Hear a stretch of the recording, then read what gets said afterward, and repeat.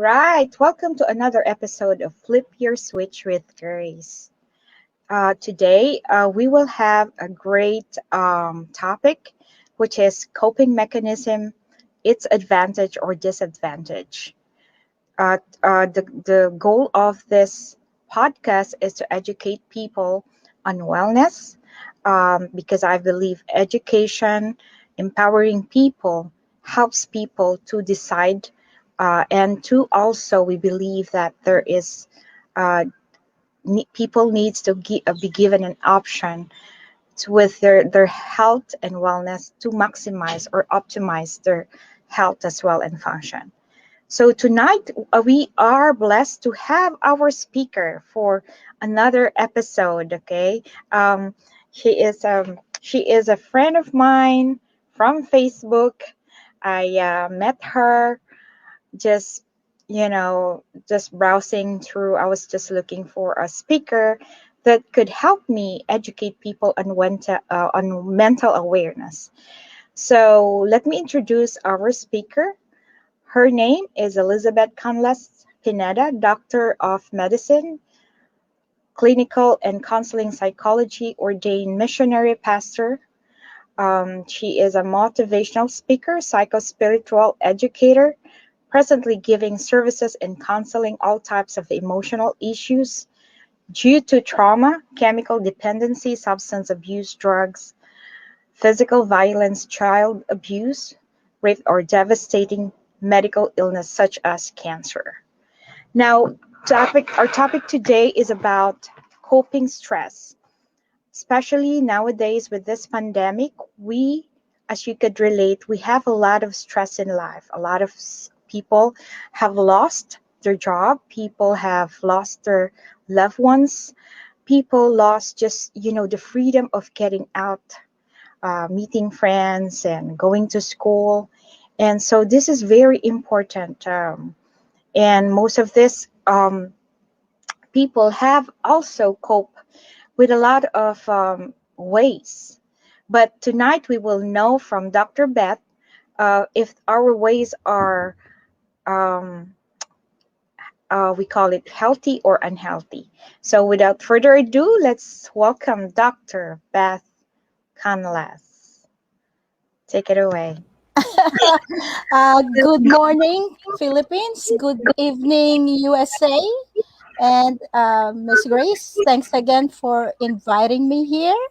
And we hope that we will be able to give justice to what we wanted to do. At least find ways to cope with this present, situation right now. All right. You want me to ask a question? Oh, sure. The question. All right. So I've been reading about coping mechanism. I Uh-huh. know I've perfected one coping mechanism when I have stress. I emotionally eat. So Wow. I Okay. know it's a bad type of emotional or coping mechanism. But I've been reading before I interviewed you. I've done my research um, Okay. because I want to really understand the coping mechanism. And I've read that there's two major ways of coping. Uh-huh. With the one is the problem focused coping. Okay. That is finding the problem Okay. and solving the problem and fixing it. Okay. So by fixing the problem, the stress is gone. So Okay. another one is emotional focus coping, right? Uh-huh. It Uh-huh. changes how to look at the emotion. Uh-huh. A good example of this is like if you have a problem with at work and you don't like the boss, but you can quit your job, Uh-huh.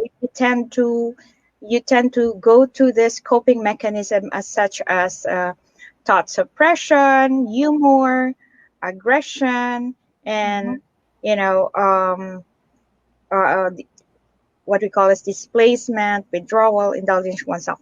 But anyway, since we have a lot of like major coping stress, would you like to um, elaborate on coping mechanism? Thank. Okay.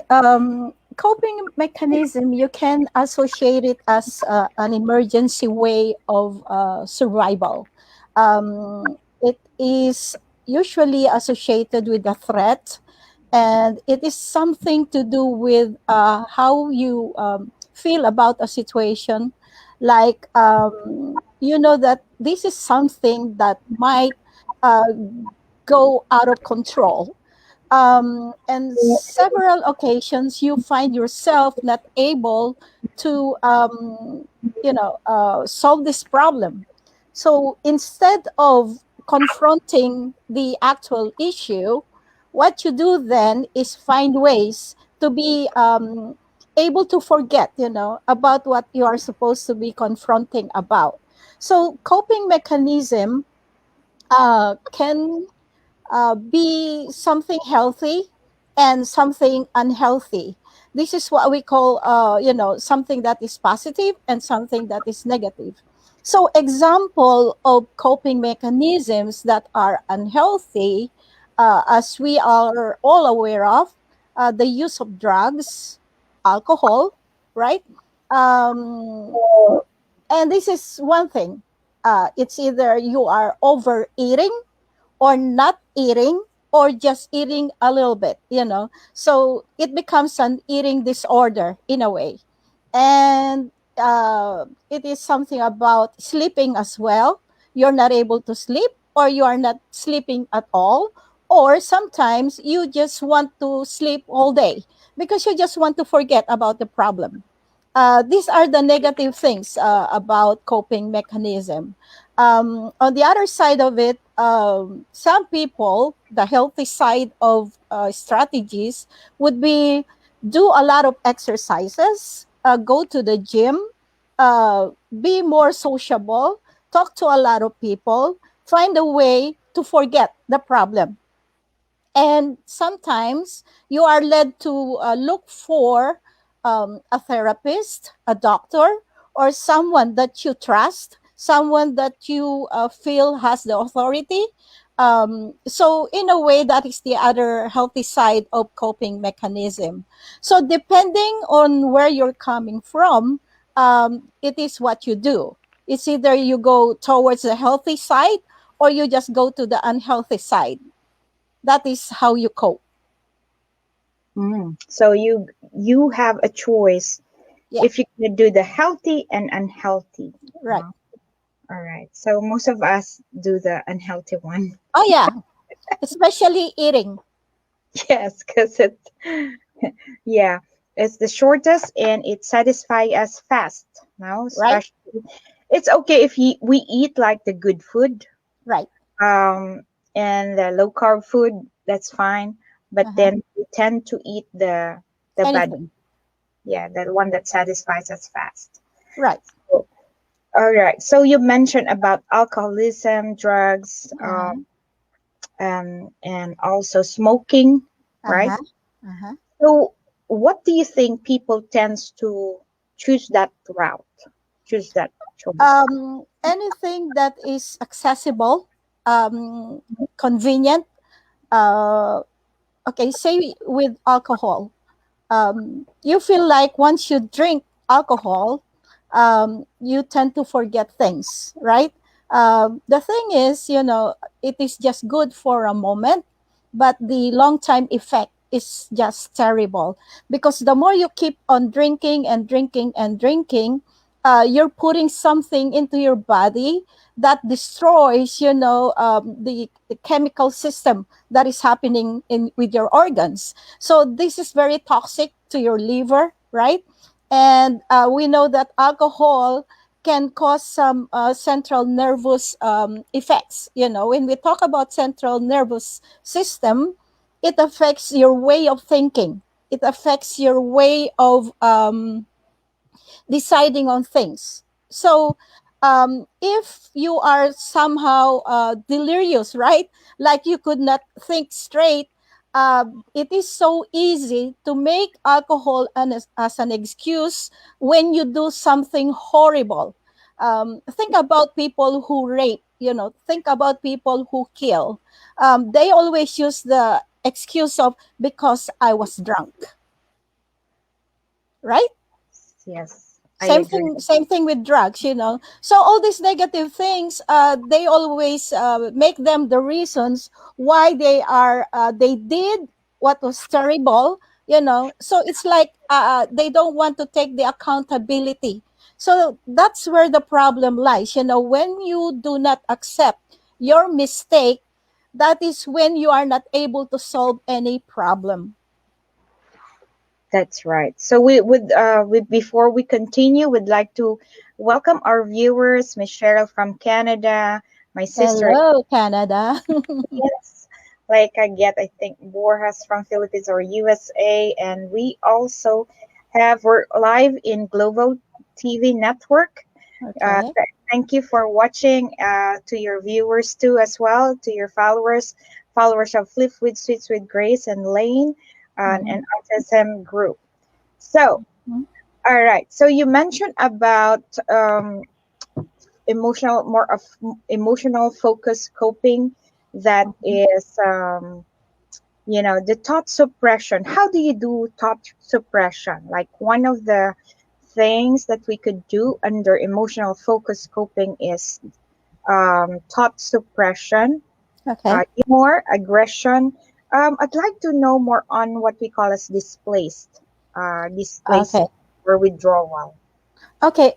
First of all, let us just talk a bit about defense mechanism, because sometimes they are used interchangeably.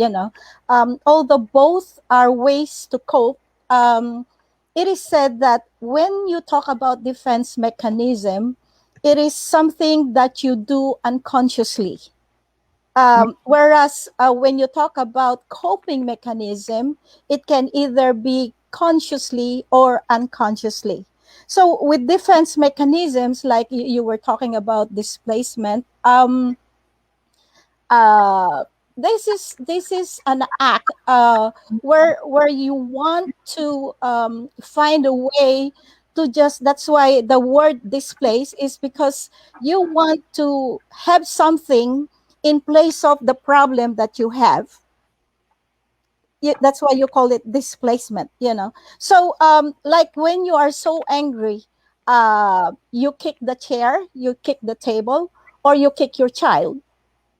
That is Mm, displacement. What happens is like you came home from work and you're so upset with your boss, right?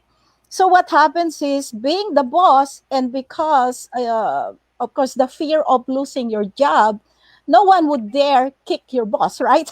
No one would dare just hurt him or do a physical thing. So because you cannot control that kind of emotion, and you cannot do it to your boss, once you get home, anything that is on your way, you displace that kind of anger.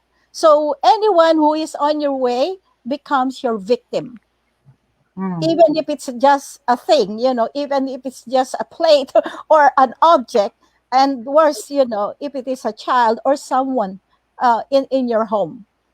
You displace that kind of anger, and all of a sudden you were just so grumpy, and you're just so physically violent, and the people, are not even aware what's going on with your life, and you are even unconscious that you are already displacing your anger. That is defense mechanism.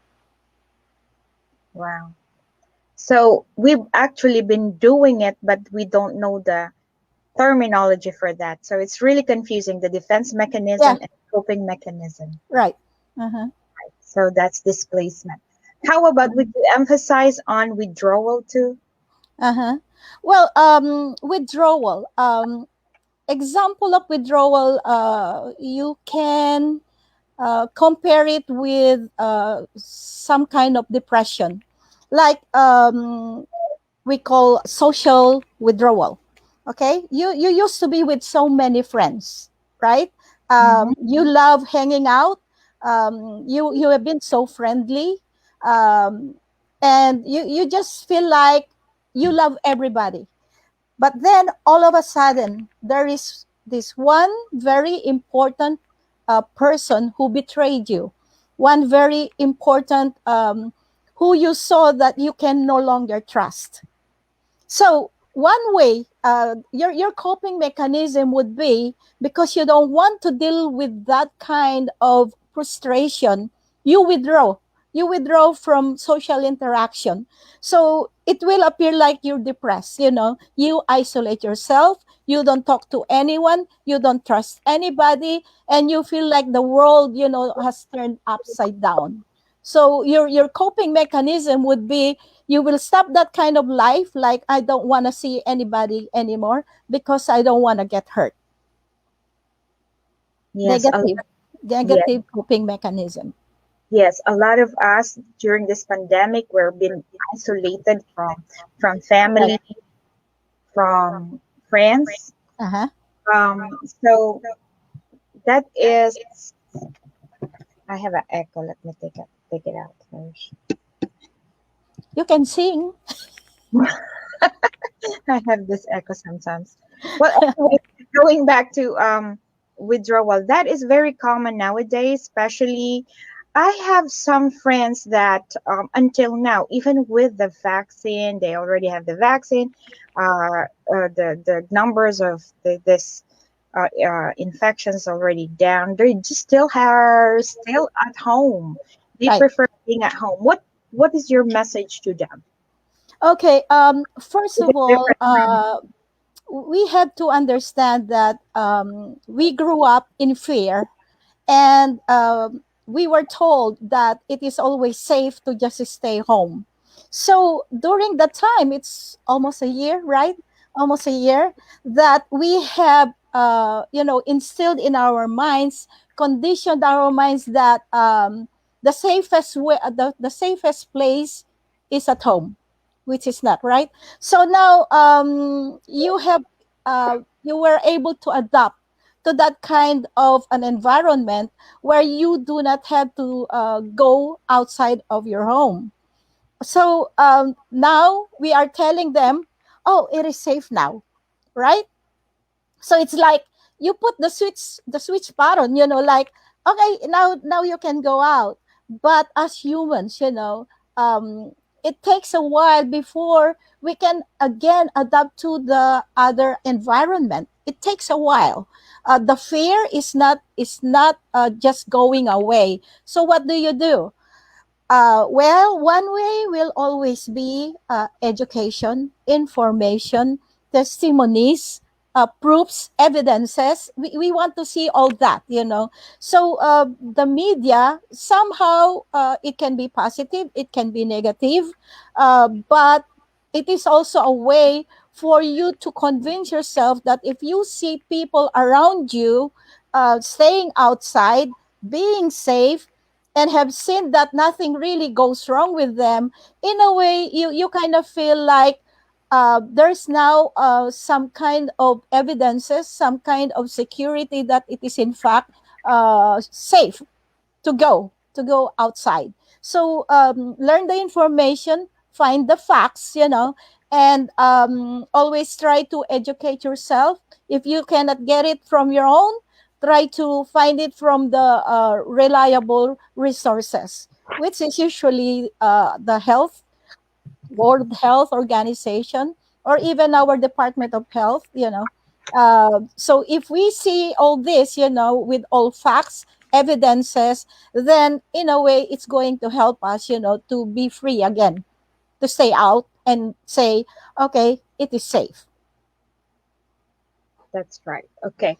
So that is really a good information. So, in connection with that uh, things that you have mentioned, nowadays we have a lot of people who's having a lot of anxiety Uh-huh. and depression. What is your message to them in as related to coping mechanism? Okay. With coping mechanism, there's really no general, rule, on how to handle it, because it is subjective. it is cultural, it can be environmental, it can be genetics, it can be your family orientation.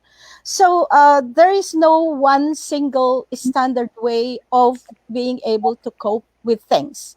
But to be able to handle whatever anxiety you're dealing with, you have to be focused, on what is really causing you to feel that way. So how do you know? Like, in my case, like if it is in my case, what I will be anxious about is what if I lose all my pets and they all die because of COVID. But to some people who do not have pets, what do they care about, right? So you will have to check, what kind of anxiety are you dealing with. Okay, so mostly for adults, for people with families, of course, the anxiety is how long do I have to stay home without earning anything? I have kids to feed. I have this and that. I have a mom, a dad, or whoever. So your anxiety will be different. Your anxiety will be on the financial status, right? So how do you cope now with this financial problem? Well, this is the time where you will have to discover and invent and try to find other options. What are you good at? What are you passionate about? And isn't it amazing? Most people, because of pandemic, were able to discover that they have some special talents. And one of this is planting, planting, right? They are able to grow many flowers, many plants, and they earn a lot just for that. Some have discovered that they are very good cooks, so they decide, oh, my neighbor have been asking for the kind of food that I cook, and then this neighbor will refer to the other neighbor until finally, for all you know, that you are already catering for somebody, and you didn't even realize you're so good at it, and people ask, can you cook for this and for that, and you discover, oh, I didn't even know that I'm a very good cook. So that's one way of using your talent. It is another option of earning, not just office work, which is what you used to do. You used to be doing marketing, and you used to talk with other people, but now you're at home. Try to see what are you passionate about. The kind of desire that you have is actually where God is leading you. The desires of your heart. And when you become passionate about what you do, you definitely are going to succeed.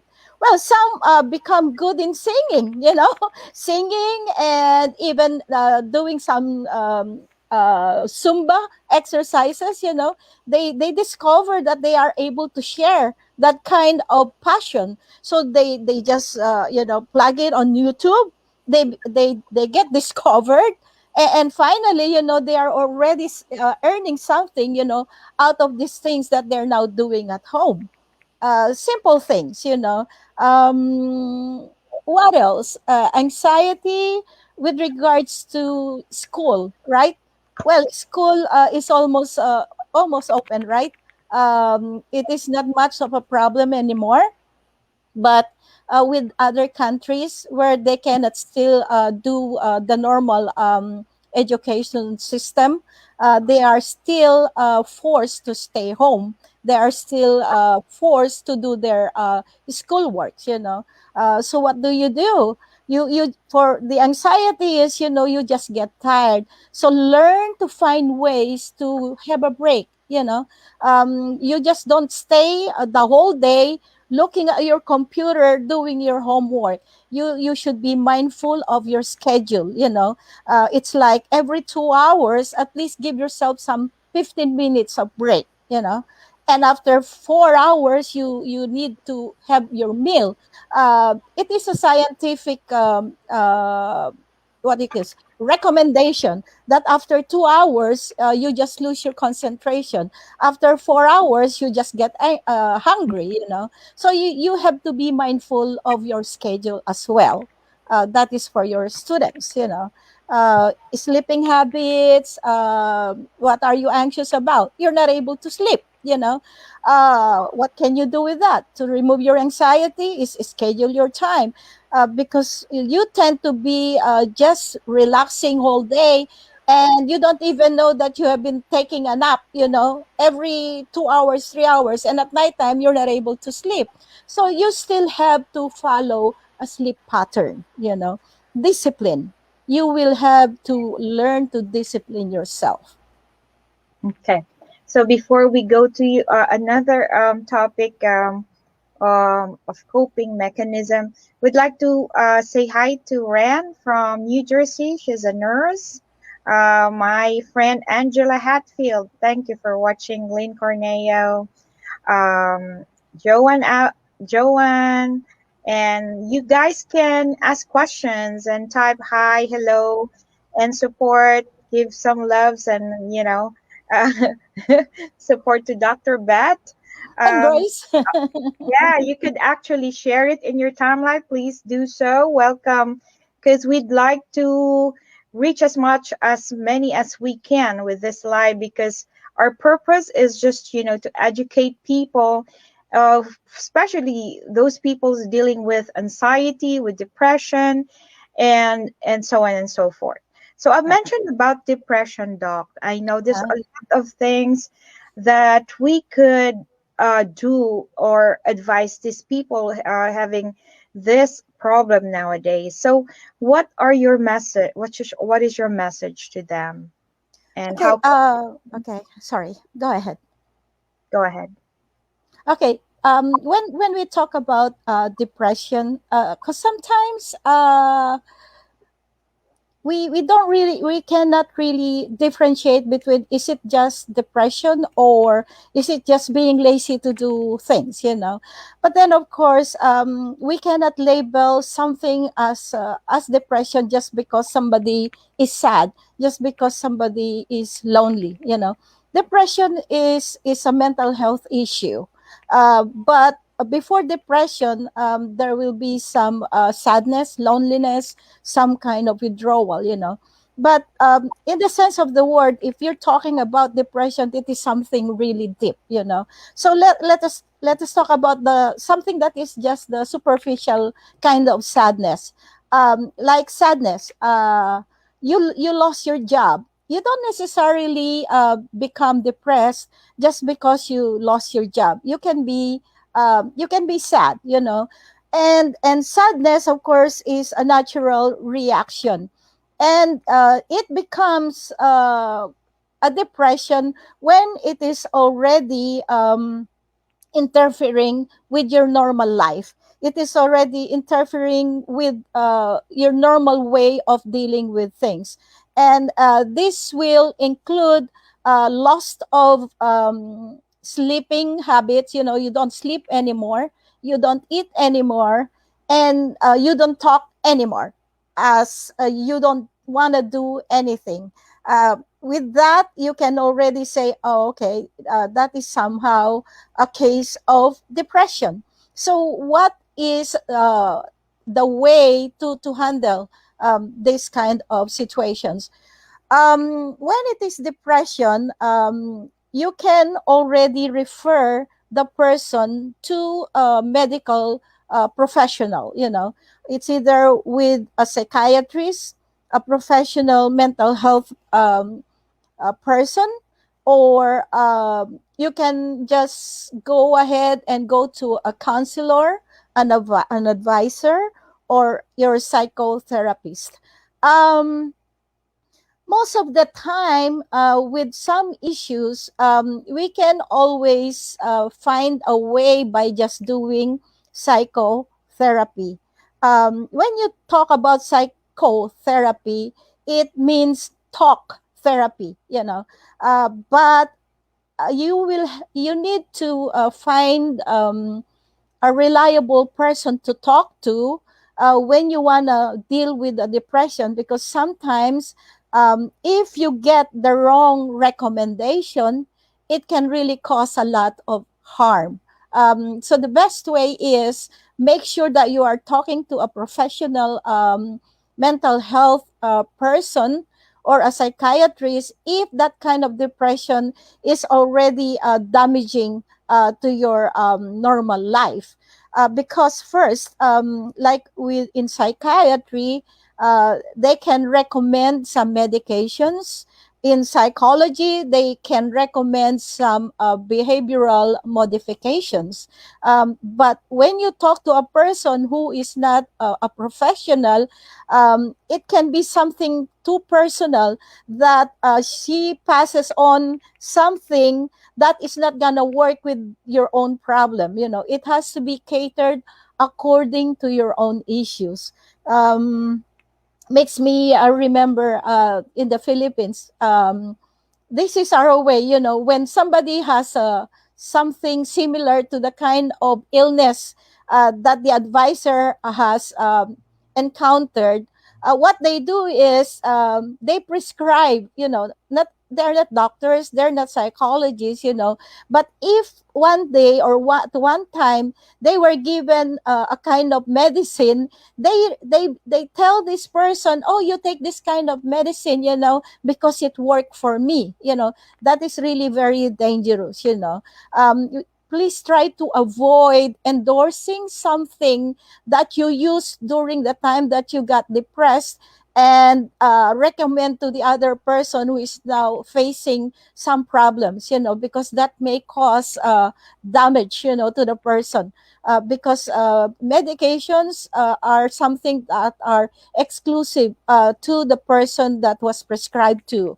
And so what you do is make sure that you get the recommendations that are specifically catered to your problems. You just don't talk to anybody, you know, because it will be different if this person that you talk to will just say, oh, everything is just gonna be all right, you know. Of course, when you are depressed, it is the last thing that you want to hear, because you know that it's not gonna be all right, you know. So it is too subjective when you talk to somebody, you know. So you have to deal with it and find someone who can treat you objectively.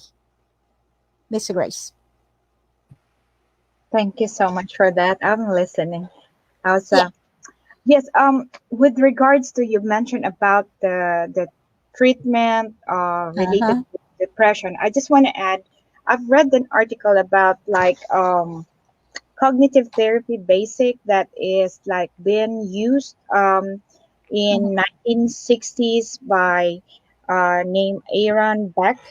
Mhm. It's a primary treatment for depression, and this is very interesting because he found that there's a triad manifestation of being depressed. That is, one is most of these depressed people are very negative with themselves, Right. negative with the world, and negative with other people. Uh-huh. So they found out that the habits of mind, in taking into consideration about direct thinking, they thought that in dealing with this mindset, you Uh-huh. have to deal with thoughts, Uh-huh. and because we our thoughts affects our feelings, and our feelings affects our behavior. Right. So, and that's a circle, that's just like Uh-huh. a cycle. Uh-huh.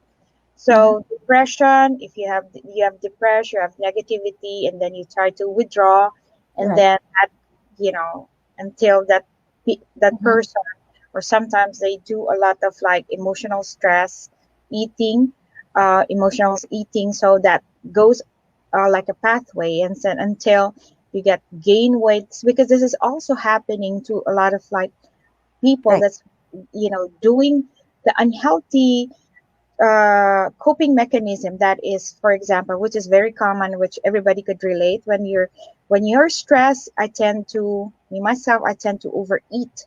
So, and then when you try to overeat, you gain weight, and you get depressed because you gain weight until you can't get out of the cycle.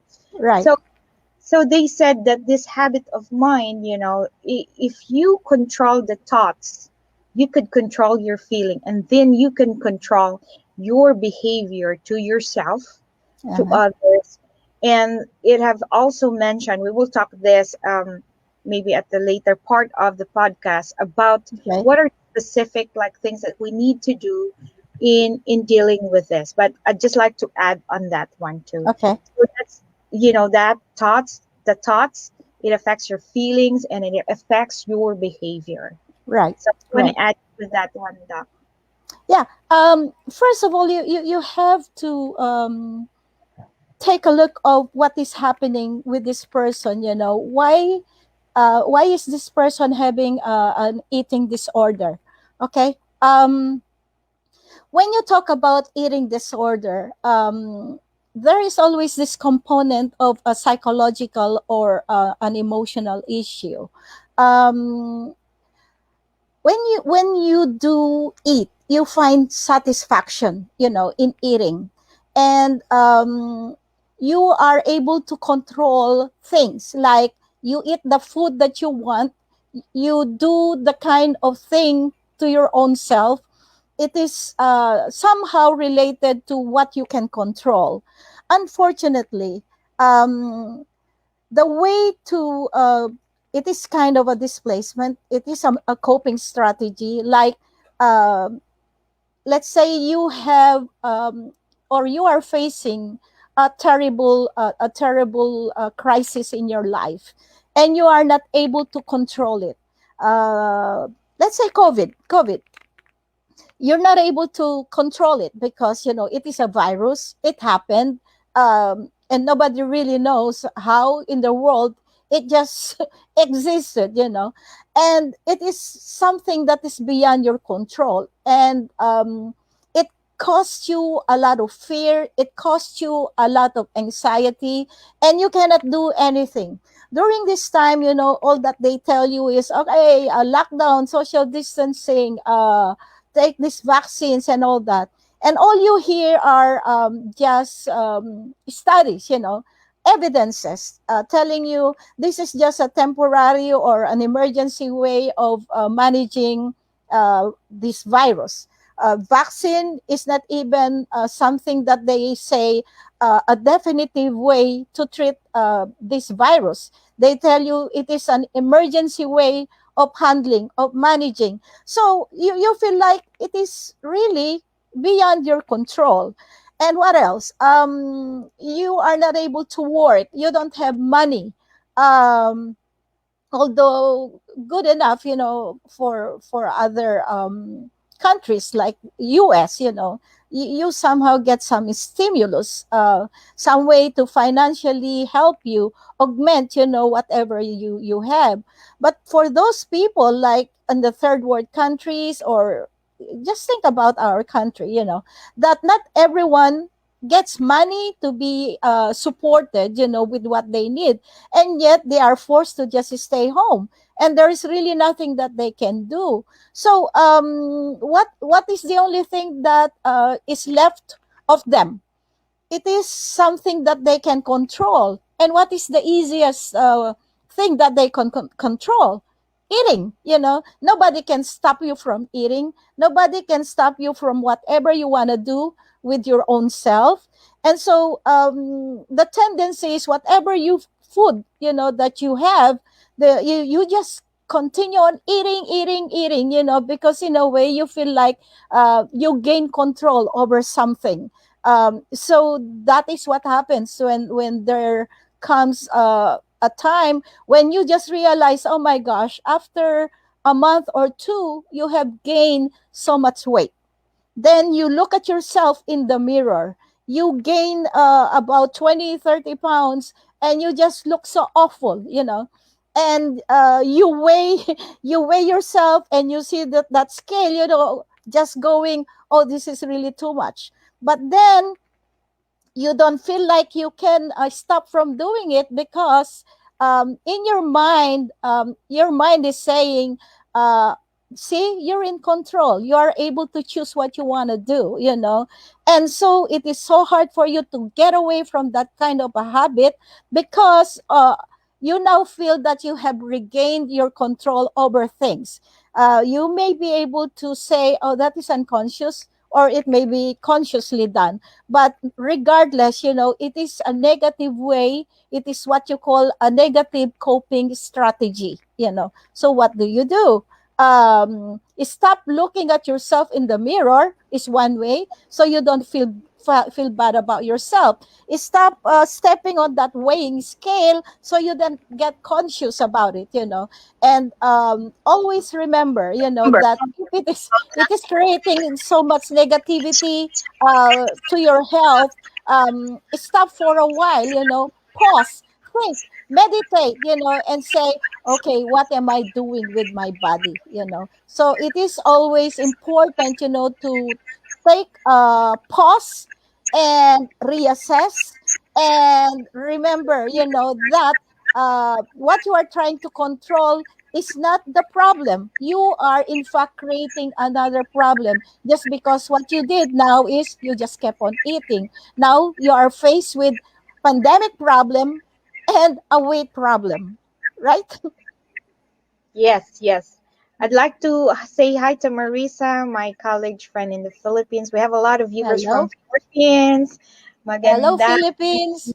umaga sa inyong lahat. Magandang I'd umaga. like to say hi to my friend Melissa from USA.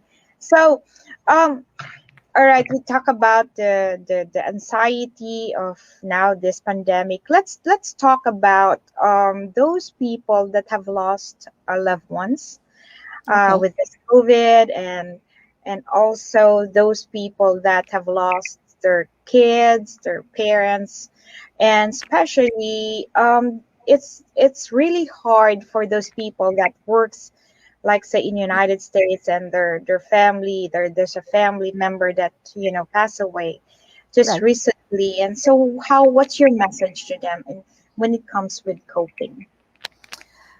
Losing a loved one is never easy.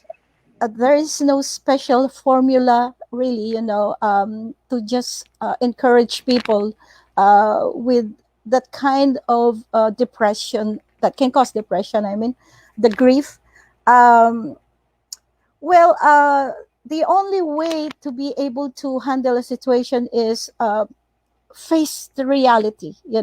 You don't need to deny things that happened, and trust that it will there will be a time where when you will be able to heal that kind of pain.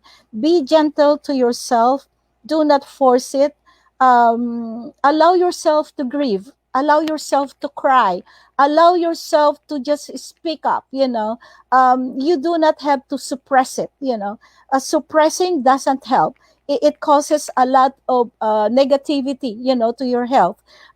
Just be true to it, face it, confront it, accept it, and give yourself time. And give yourself time to grieve.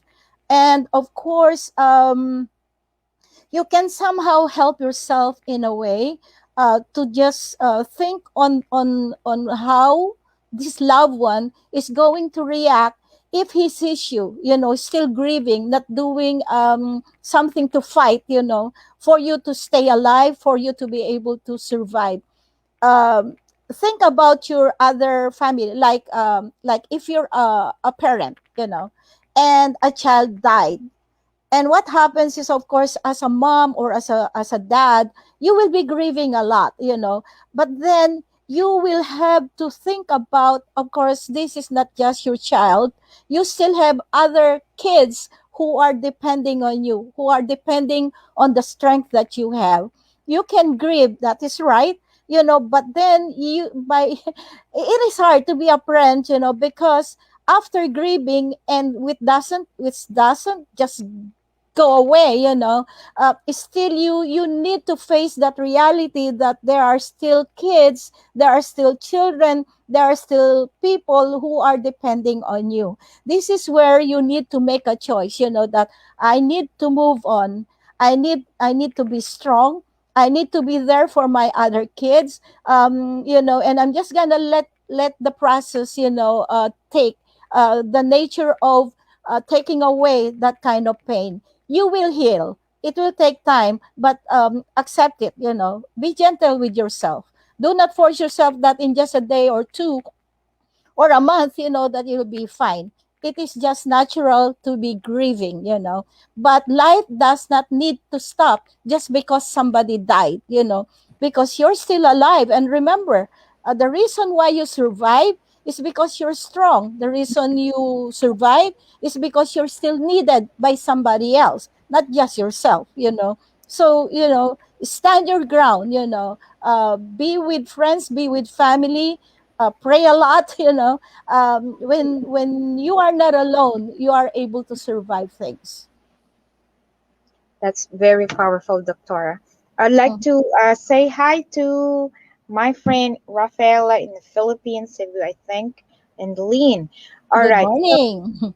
yes, that is very powerful advice to people that have lost their loved ones. I know there's no word to say, and No, really, there's nothing that it's hard it when is. somebody when a friend of mine lost their dad and he cannot go home to Philippines. It's really it's hard, It is. and It is. what we have to do is just to pray for them, their healing. Yeah. So all right. So when we do know that life is what happened to us, but how we react to our situation really matters. Oh yeah. Um, things that people has this overthinking, no? Okay. It's very common with the kids nowadays. They're into social medias, and Yes. I noticed this to some of my kids. They overthink, Yeah. and their thoughts are they're overthinkers. And Hmm. sometimes when you do that, it affects your decision making. Do you Yeah. have some advice to these kids that's Okay. overthinking? Think about the age group. Okay. You cannot expect a toddler to a school age child to just be staying in one corner, right? They are highly metabolic. They have all kinds of energy, and if you let them just stay in one corner, suppressing, that kind of energy that they have, you create a lot of problem. Because what happens now, instead of doing physical activities, they stay on media, they stay on the internet, they stay on the computer. So it's like binonsay mo, you suppress a growth, you suppress someone who is supposed to be growing, and what you did is you put them in a barrel and just put them right inside there, and that will explode, right? Even when you plant, you need some air. You need, it's like opening a soda that has been with a lot of pressure. Once you open it, or if you don't, it will explode. So make sure that you are able to provide some activities for these kids, because they're not able to do anything. Their minds become idle. So what happens? They overthink. And it is not their nature to just be thinking, because kids will just keep on talking, will just keep on moving, will just keep on exerting all their energy, and because that is what they are designed to be, because they're growing. God designed them to be moving a lot because their muscles are being developed, their body is being developed, they are being strengthened. And now that they are not moving, always try to understand all of a sudden why are they thinking. Well, of course, that is one of the reasons why, because they are not designed to just stay in one corner. um what else? What activities can you do? What about the adolescents? What about the teenagers? What about the grown-ups? Okay, teenagers, of course, you know that they need to be socially active.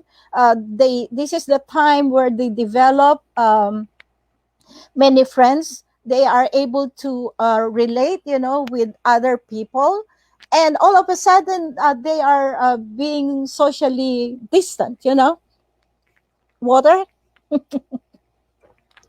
So what happens then? And so my throat is going to be rough again. You want to rest? I can talk. All right. All right. So you're drinking water. Let me also mention about we've mentioned about this coping mechanism, and there are ways that we could actually slow down or calm ourselves. And I've Mhm. researched on what we call it box breathing, 5, 4, 3, 2, 1. Right. Um, that grounds us in the present moment, slows down racing thoughts. Mhm. Exercise, of course, people that I've seen that with a lot of people, with my Mhm. family, my husband, when she's stressed, Mhm. she works at, she handles a lot of therapists, and Mhm. she wants to exercise when she's stressed. So that's one good thing. That's a good way to handle stress is to exercise. It clears your head, it calms your nerves, Right. and we uses this adrenaline to really Right. work, and the blood flow from our body to our brain makes us relax, and it Mhm. releases some happy hormones. And meeting Right. friends, talking to them, and Mhm. just venting out. Like Mhm. sometimes you cannot just vent it out to the person that you hate. You Right. just Right. go to the restroom and just like, oh, I hate this person, and that's fine. It's okay to be sad. It's okay to be mad, but Yeah. we have to really calm ourselves, not Mhm. to really hurt ourselves, not to hurt somebody, not to destroy properties. So Right. it's okay to be sad, it's okay to be upset, but the Mhm. way we react is the most important. We have to calm ourselves, and um, calming ourselves is one of the important management in coping mechanism. Would you Right. like to Right. add on this one, Doctor? Yeah. That's why it's so important. That you do not forget to do exercises. Because the body, by nature, requires that it is taken care of, and the way to do that is, you should do your breathing exercises. Inhale, exhale. There is a reason for that. Because you want to have your heart working, have your lungs working, and it is a way. It is your system. That you help to have poor oxygenation to your body if you do not exercise. So when you run out of oxygen, you become anxious, you become fatigued, and you are not able to think right.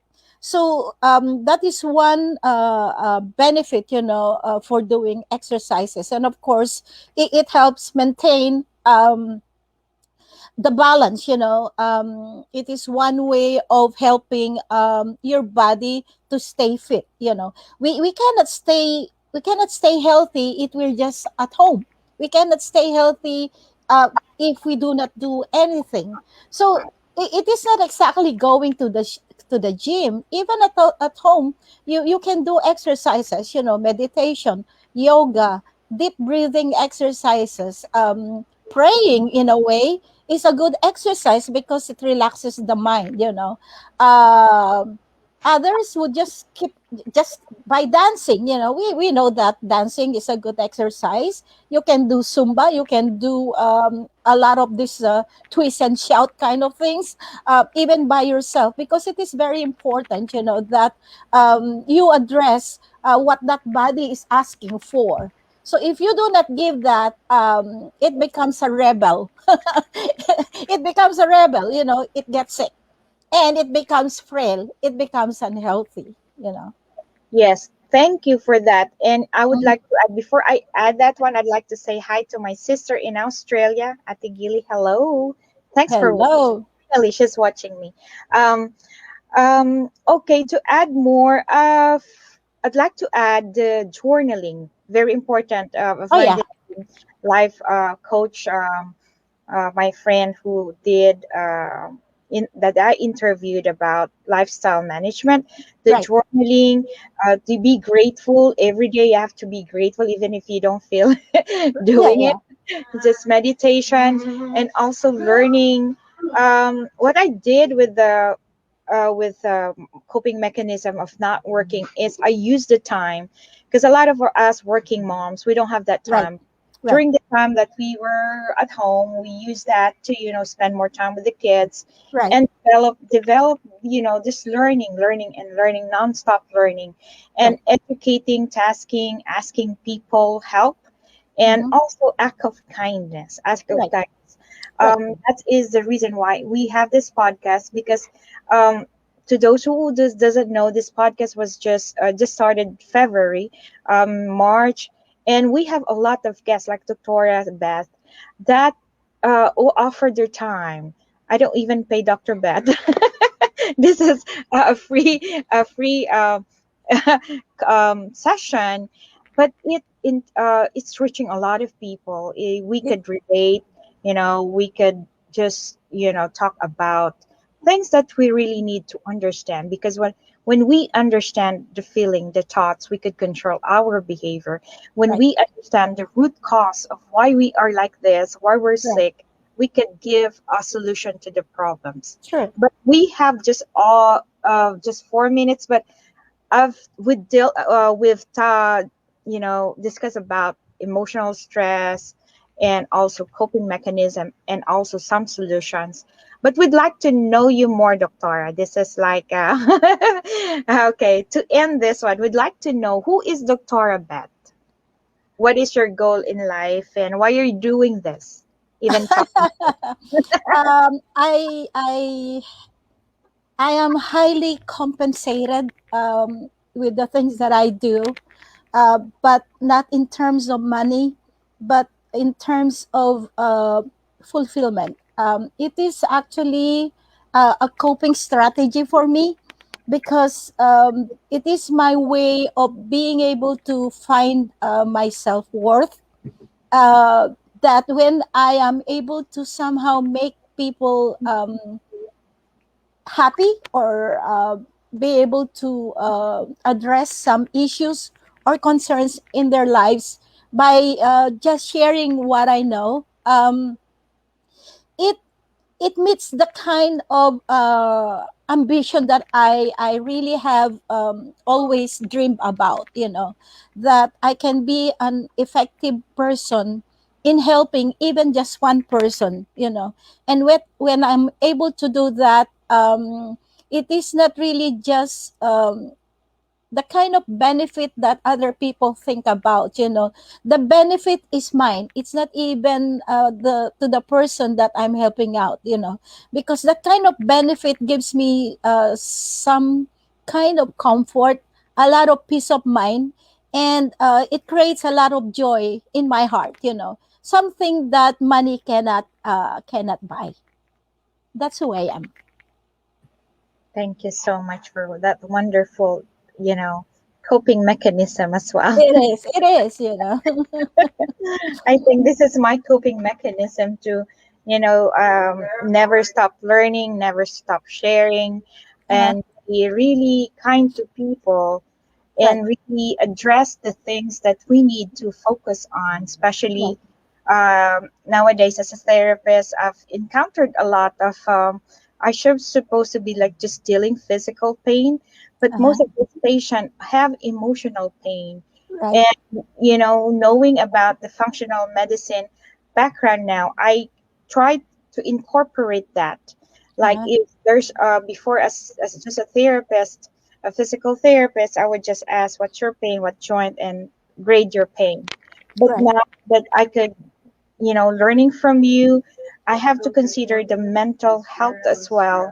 I have to assess if they are having anxiety, they're Right. having depression, and also we have to consider if that patient has trauma, recent trauma in life. Oh yeah. Oh yeah. So that trauma and hi, hey Ethan.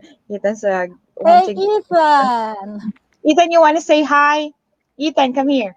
So that aspect, the mental health and also the trauma that this patient also contribute to the pain of the muscle and the joint.